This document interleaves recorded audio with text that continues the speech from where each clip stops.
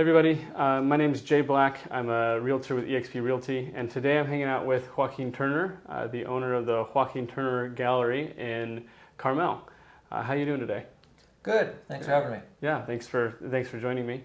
And you've been in Carmel for 8 years and in this space for 3 years, right? Correct. Okay. So tell us a little bit about your gallery.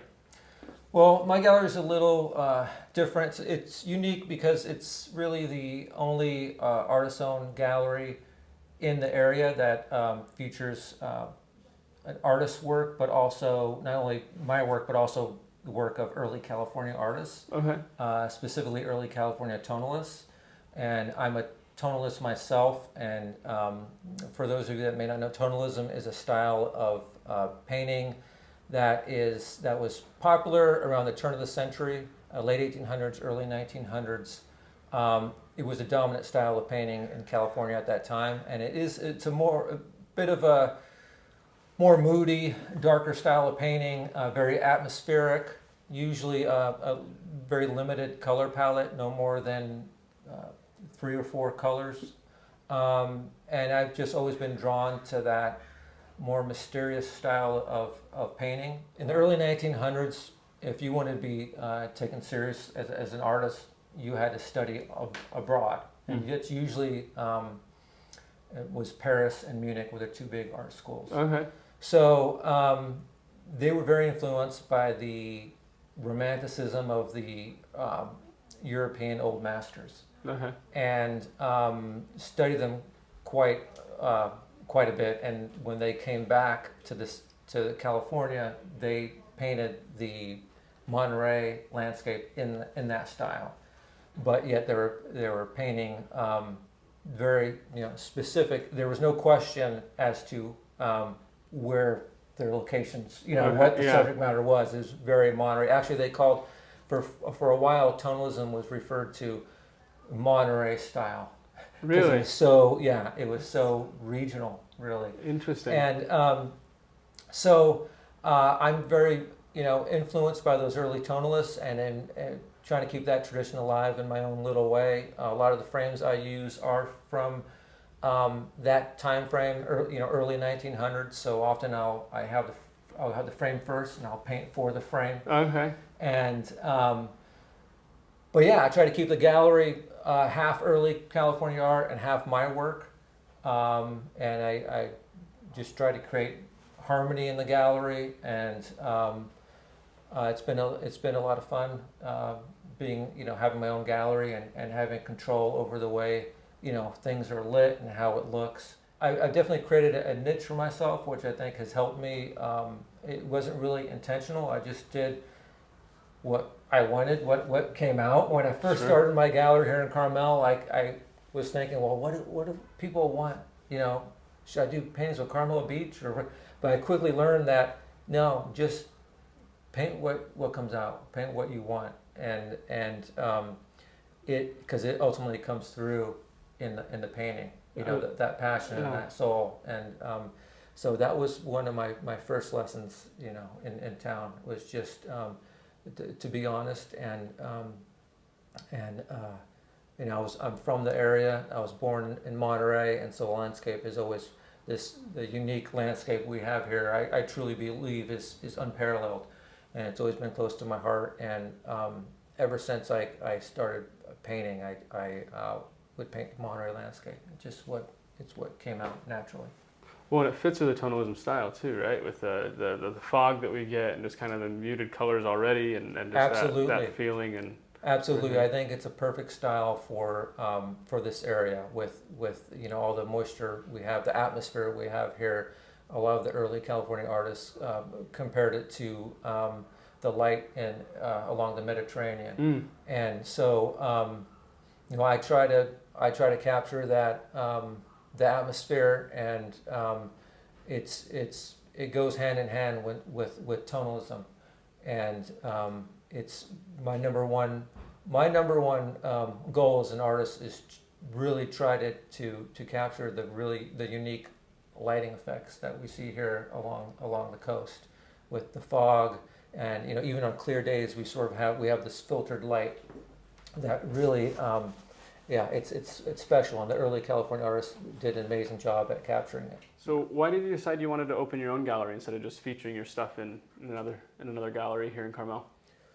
Well, I had a vision ever since the beginning of a gallery that was in the spirit of the early Carmel art colony, and back then artists were working here and selling long before there was an official gallery. Okay. They would open up their studios, their homes. Often it was they would build this little studio, little shack on their property, or sometimes they would even open their homes. And they'd put signs up along Ocean Avenue even before it was paved. Artist studio this way, Meriden Morgan studio that way, and that allowed them to build real personal relationships. We had spoke a little bit before about how it feels harmonious in here rather than, you walk in and it's an eclectic mix of everything and everywhere and everything. So yeah, I like that about this studio, this Thank you. Studio / gallery. Thank you. So, yeah. I wanted it to be a different type of gallery. Again, I wanted to be closer to what you would have seen, in the early days. Yeah, in the early days. And I wanted it to feel, when people walk through the door, I want them to feel like this person, really has a passion for what they specialize in this area, and it's someone I feel comfortable talking to, and that they will know about, this certain artist or style. And I think we talked earlier about the galleries in Carmel, some of where you walk in and it almost feels like at a shopping mall or something. Mm-hmm. There's a abstract painting here, a dog portrait here, a landscape here, and it's all over the place. Yeah. And you kind of get a sense that the dealer or the owner is not really passionate about any one artist or area, genre of art, and that's something that I have a point. I never purchase a painting. Speaking of early California artists, that I wouldn't want for myself, and that way, if I'm not able to sell it, at least I'm stuck with a beautiful painting that I wouldn't mind hanging in my own house. Sure. So makes sense. Then it's almost like I can't go wrong then. And luckily, I have yet to have to do that, because the early California paintings do end up selling, and along with my own work. And but there's sometimes I get in trouble for keeping some of the paintings for myself and not ever bringing them to the gallery in the first place. And my wife has scolded me for that. But whenever I have a good year, I'll get a couple paintings for myself. And there have been quite a few paintings that I've really, were really special, and that are sort of not really regret selling, but paintings that I'll definitely never forget. But sure. I'm so fortunate that I've had the opportunity to live with them. And even for my own paintings, a good test that I do for myself is I'll hang my painting, whether to find out whether or not it's finished. When sure. you're at that last stage, I'll hang it in my living room. And if I look at it and I think, well, I'd be happy, with that for myself, then I know that it's ready to bring to the gallery. It's sort of a little test I do. A little litmus test, if you will. Yeah. Okay. And that's that's been working for me. I'm probably my worst critic, other than most people are. Other than my 10-year-old daughter. Okay. Yeah. Does she beat you up over your paintings every now and again? Yeah, definitely. I'm talking to her about manning the gallery every once in a while I need a break. So I got to train her. There you go. A few more years of training and we might be there. There you are. Oh, good.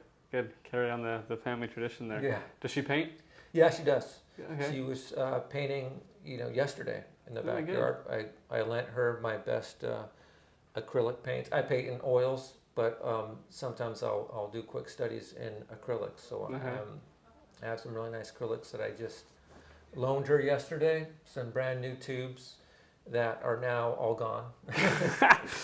So Yeah. she used a lot of paint, but she actually did a couple of really cool pieces that I was proud of. So Good. it was worth it. Yeah, that's really cool.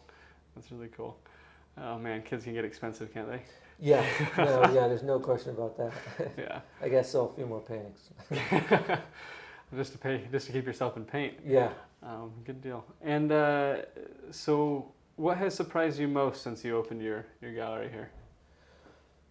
Really, what surprised me most is, finding out how a little old gallery like mine can make a difference and in the community. It's just, Carmel itself is a small community, and I don't want to toot my own horn or anything because I'm talking about other businesses as well. There's one business opening on just our little block can really change the whole dynamic of this area, this part of Carmel, and it's amazing to see an impact that one person can have. And because of that, I try to be involved in the community as much as possible. I started the Carmel Art Walk a few years back, which just is local artists-owned galleries. Mm-hmm. There's about 15 of us, because I thought it was important for people to know that there's still local artists in Carmel with studios. Two, I wanted them to know where we were. So there's a map on our brochure, and it is an art walk. It's held the second Saturday of every month from 4 to 7 p.m. and it's been going really well. All right. Well, thanks for joining me. Thanks for telling us all about a little bit about the history of the art here in California, and this part of California especially. And I really enjoyed my time. Is there anything else that we should know about Joaquin Turner's studio? About your studio? No, I'm here on Dolores Street, right next to the Carmel Art Association. I'm in a little courtyard called Su Vecino Court that houses one of my favorite restaurants, Cultura. Okay. Really great Oaxacan upscale Mexican food. But I'm open pretty much every Friday, Saturday, and Sunday. Some Mondays and some Thursdays, but closed on Tuesdays and Wednesdays. But I hope to see some of you here. Yeah, stop on by. It's a really cool little spot. Great paintings, great guy who can explain to you a lot more than we went into here as far as the history behind the paintings that he has, but as well as just this style and Carmel and its history with all of the art.